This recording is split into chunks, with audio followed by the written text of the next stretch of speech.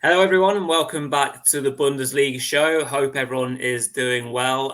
We're back for another of our Derby Day dive-ins. So we're very excited to be bringing this to you. It's one that we tried to record a long time ago, but due to my technical failures, we've had to kind of re-record this episode, and that we'll be concentrating on the Nords Derby, obviously, which is between Hamburg and Werder Bremen. And of course, we don't really cover, we don't cover Zweite Bundesliga on our show, but these are two, really big teams in Germany, and it's a really big derby. So we thought, we'd like to really cover it and kind of get into the kind of nooks and crannies of this rivalry in Germany. So obviously, before we get going, please do subscribe to the show.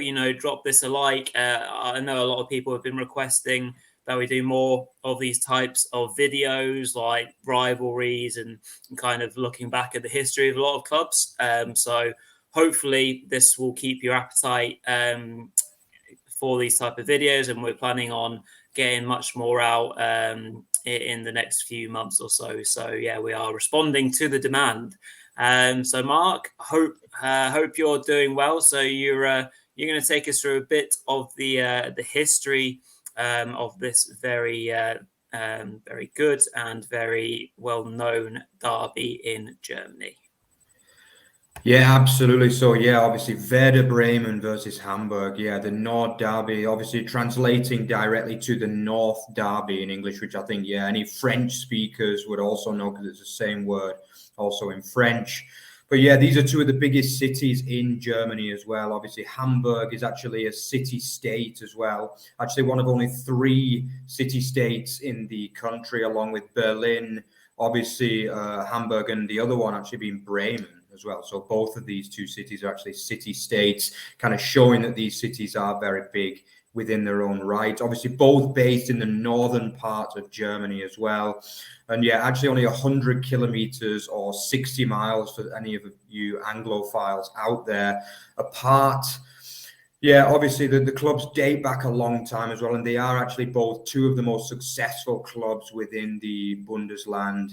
Obviously, we'll talk a little bit more about that and the trophies that the clubs have won a little bit later, but definitely two of the most successful clubs in the country. Yeah, to talk a bit more about the history of the derby itself. Well, Hamburg were actually formed before Werder in 1887, and then Werder Bremen formed 12 years later in 1899. So as you can see, both clubs very, very old. Both were formed and fully kicking before the end of the 19th century. Yeah, obviously the clubs also continued to kind of build from there. And actually they were expanding their fan base all around the north of Germany. And I think one of the reasons why this is kind of a big derby is because of the fact that in the clubs, kind of the fan bases mix very much. So like obviously Bremen is slightly south of Hamburg, and like towards the area where they're about 50 kilometers apart, there are a lot of like families can be split between the two clubs. So you can have like a dad who's a Werder fan and the mum who's a Hamburg fan. So obviously that kind of leads to, a little bit like the Liverpool-Everton derby over in the UK. They always say that's a family derby as well. Hamburg is also known to be this kind of derby as well, which splits families in many ways. Most of the games in this derby have been played in the top flight of German football, despite both clubs currently being way below where they should be, really, in the Zweite Bundesliga. Obviously, Werder doing better than Hamburg currently as we speak, but obviously by the time this video is recorded, one or the other could be playing in the Bundesliga. Hopefully for both, they want to be back where they feel as though they belong in the Bundesliga. But obviously right now, having to fight their way through that difficult Zweite in order to get back to the promised land, so to speak. Werder Bremen, actually, before getting relegated at the end of last season, they'd only missed one season since the formation of the Bundesliga, and that was in 1980-81 when they were immediately promoted back. And I think actually one of the famous stories is that a couple of years after that, they went on to win the Bundesliga as well. So they'll be hoping for a similar situation this year for sure. Hamburg were actually the longest uninterrupted team in the Bundesliga, starting in 1963 when the Bundesliga was formed. Obviously, like the new kind of top tier as it was at the time. They were actually uninterrupted in the Bundesliga until 2018 when they had that shocking season. They were relegated, and they've actually been there ever since. They're currently playing their 4th straight year in the Zweite Bundesliga, which is not acceptable for them or their fans. Yeah, I think also one of the kind of key moments in this derby is that, as I mentioned before, it was kind of more of a family derby for a long period. But in 1982, there was a big incident when actually a fan of Werder Bremen, Adrian Malaika, was actually killed by a stone thrown by a Hamburg fan in 1982. And as with most situations, when there's a death of a fan caused at a football match, it did lead to a intensification of this derby. And from then on, it was a lot more fierce and probably less of a friendly derby than it was initially. But yeah, that's just a little bit about the history and the background of the two clubs. And now Rory's going to take you on to tell you a bit more about the balance of power. Yes, indeed. So yeah, really interesting to get a bit of a backdrop as to how both teams kind of started up and where the where the rivalry has come from. Of course, the hint obviously is indeed in the name. But yeah, the balance of power is an interesting one. But based on the amount of videos that we've done on rivalries, there's quite a few rivalries that are quite uneven, I suppose. If you look at the Sud derby, for example, and Bayern's dominance in that.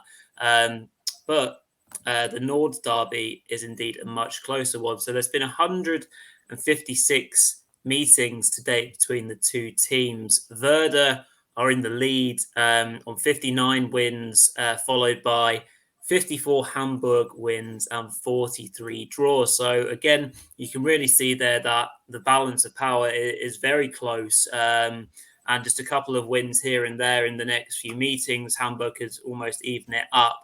So it is a really closely fought derby. Previously, of course, sides have had more of a hold on each other. So both teams have in years gone by had 8-game run, unbeaten runs against the others, especially in the early years of the Bundesliga forming. Actually, they had good long spells of having that hold over another side.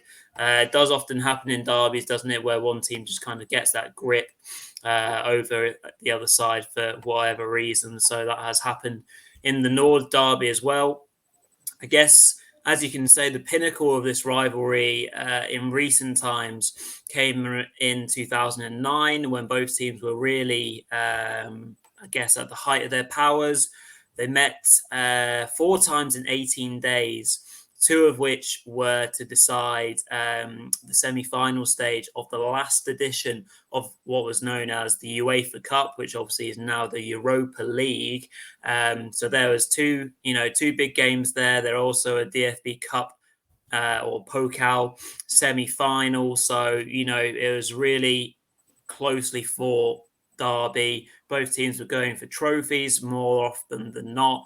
At that time, Werder were able to get some important wins and go through and indeed win their Pokal match on penalties. But yeah, having said all that, both teams have had a really good go at each other, and is now, even still now, the fact that they're both in the Zweite currently at recording. Of course, by the time this video comes out, one of them or both of them could, be ready or be getting ready for a season back in the Bundesliga.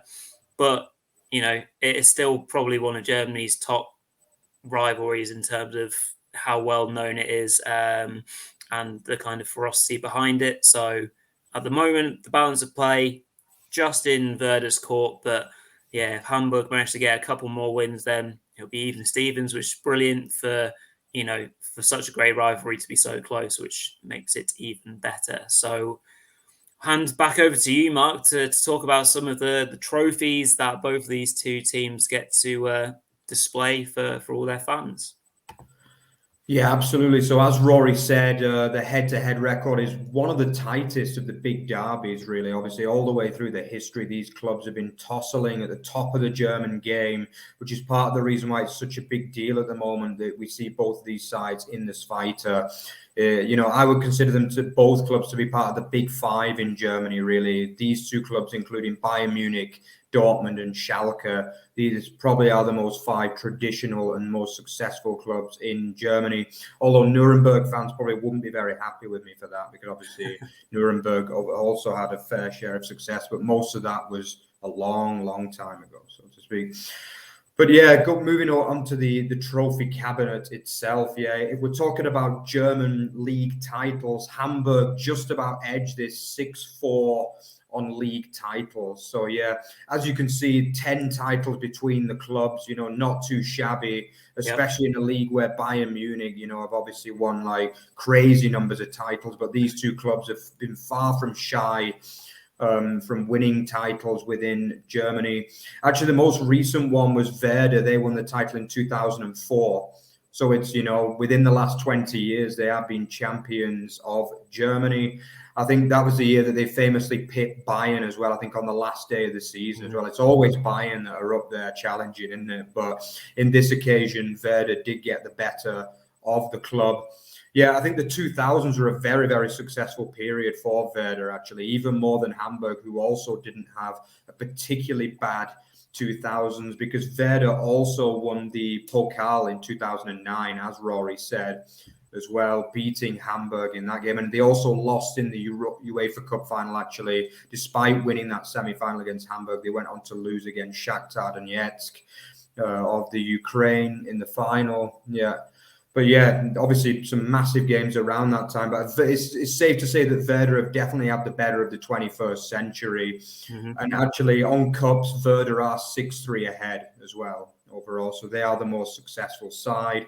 But again, 9 cups between the clubs. You can see that, these are two sides that are definitely not afraid of winning silverware in Germany. That's for sure.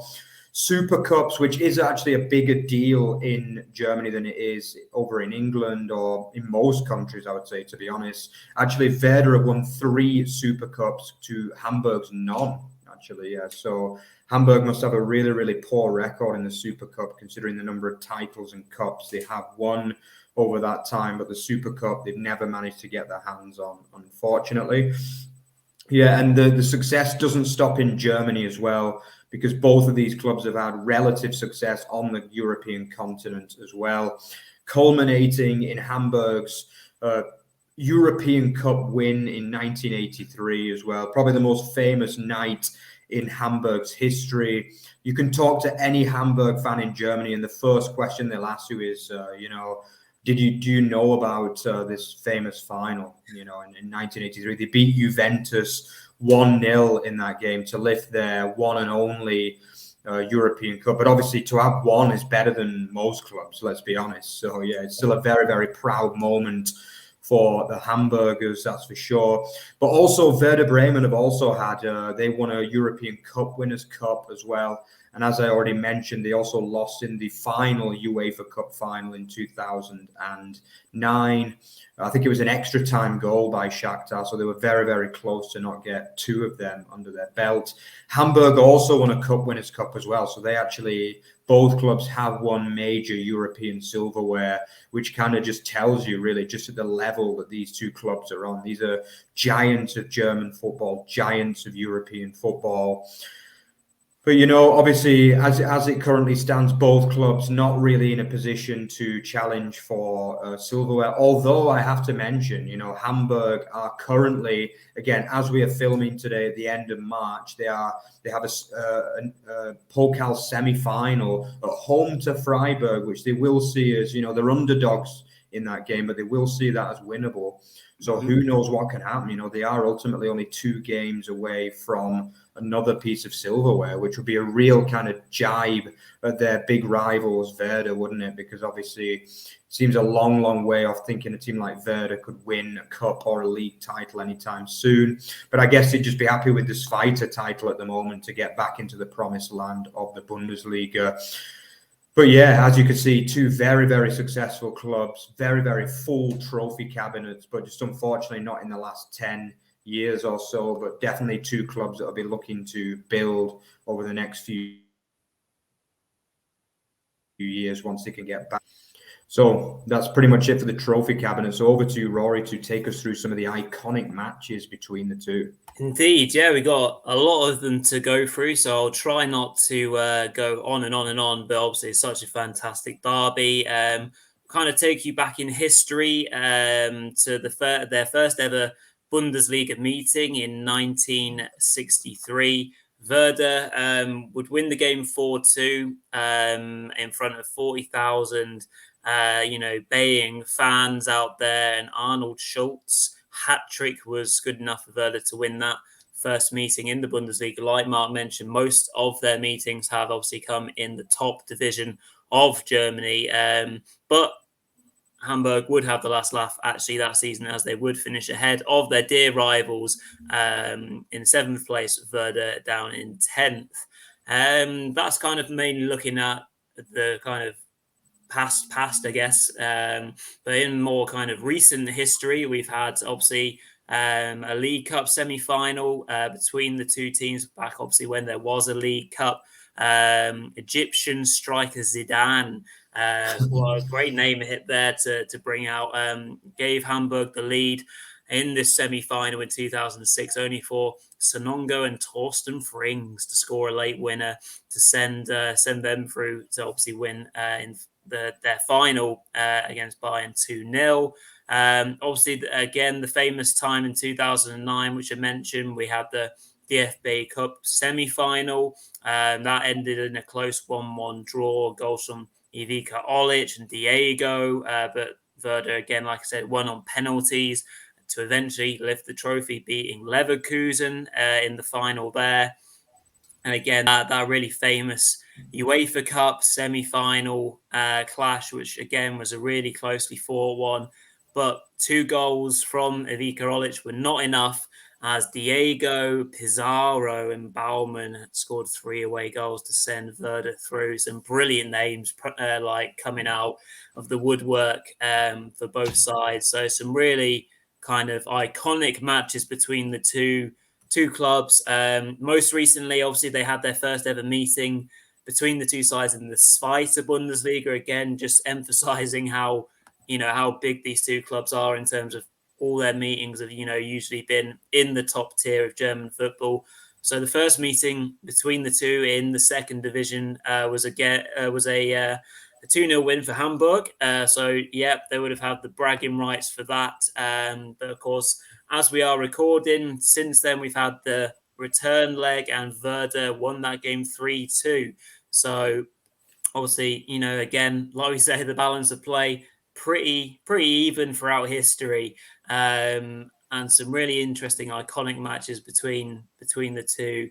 Here's hoping that they get to play some more iconic matches at the higher end of the Bundesliga or in a Pokal or something like that in the years to come.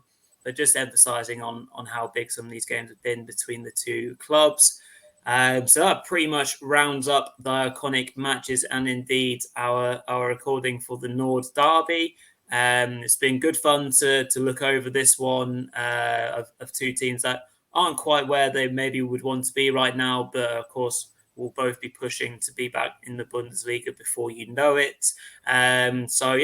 I hope you enjoyed the show. We'll be dropping plenty more of these Derby Day dive-ins until we run out, and then we'll start on something new, no doubt, in the weeks and months to come.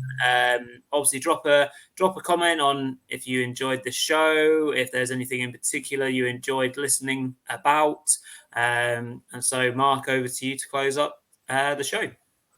Yeah, absolutely. Remember, guys, that we want to kind of interact with you guys as much as possible. So remember to comment as well. Let us know who you prefer. Like for some of you guys, maybe in the United States or in the UK or anywhere in the world, just let us know like which team is more sympathetic towards you. Like are you more a Hamburg guy or woman or a Werder Bremen person? What do you consider yourself to be? Also, try and remind us of some of the legendary names as well that some of these clubs had, because, you know, as Rory mentioned, that great Werder team from around, you know, 2008-9, Diego, what a player he was. You know, Claudio Pizarro making his name at Werder as well. They had such great players at that time, you know. I think even Per Mertesacker as well came from there. So it's, you know, so many good players that those clubs have brought through. So try and remind us of some of those great names.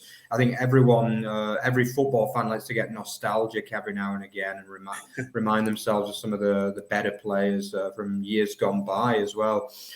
Yeah, also remember, if you enjoyed the show, then check out Twitter's at Over the Bar FB and at Over the Bar Extra. So we got just about everything football related on there. And of course, remember to check out otbfootball.net as well, which is like the centerpiece of our work at OTB. You can see everything related to football, women's football, obviously with the Euros upcoming as well. League One, League Two, which is two of our kind of focus leagues, really. We've got Spanish football as well. We do a lot of written stuff about La Liga and the Segunda Liga. And yeah, you can find a lot of interesting stuff, especially for some of you like hardcore football fans out there. So yeah, it's been great to keep in touch again today. And yeah, I guess we'll see you on the next show. So see you then. Bye-bye, guys. Cheers all.